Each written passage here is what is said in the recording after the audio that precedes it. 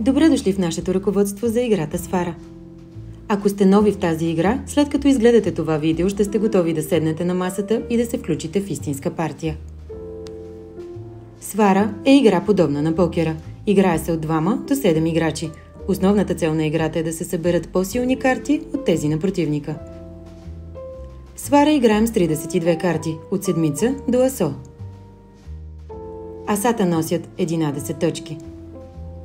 10 вале, дама и поп носят по 10 точки. Девятките 9 точки, осмиците 8 точки, седмиците 7 точки. Изключение прави седмица с петия. Това е специална карта, която носи 11 точки.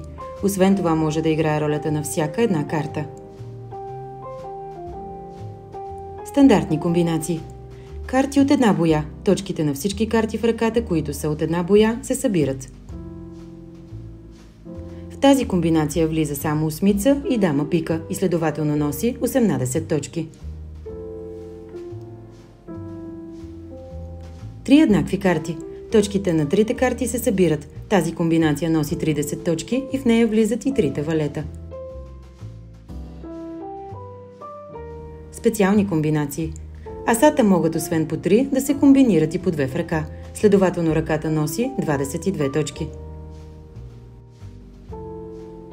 Две седмици носят 23 точки, без значение каква е боята. Седмица с пътия носи 11 точки, когато е в комбинация, т.е. в следната ръка, седмица с пътия, девятка пика, вале пика, тя би донесла 30 точки. 3 седмици носят 34 точки и са най-силната ръка в играта, без значение от боята. При раздаването на картите, всеки един от играчите плаща начален залог – анте, за да се включи в играта.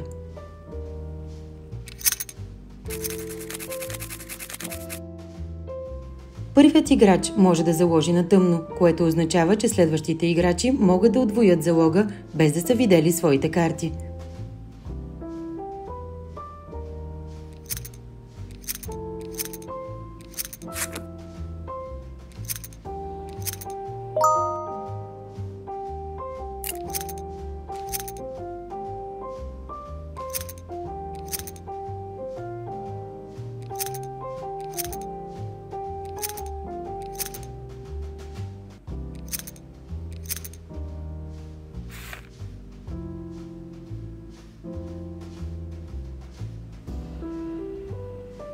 Ако 2 или повече играчи имат равен брой точки, настъпва свара.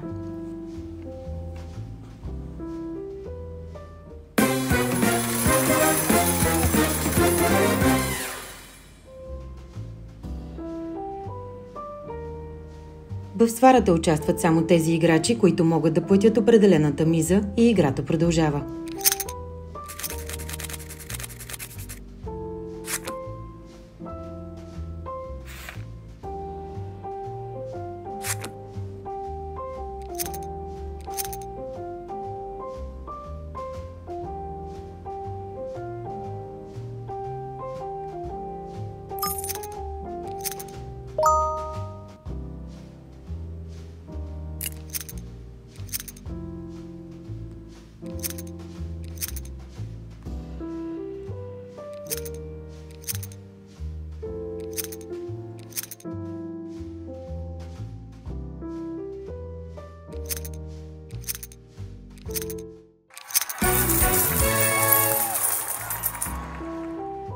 Сега, когато разбирате правилата на свара, ви каним да опитате играта.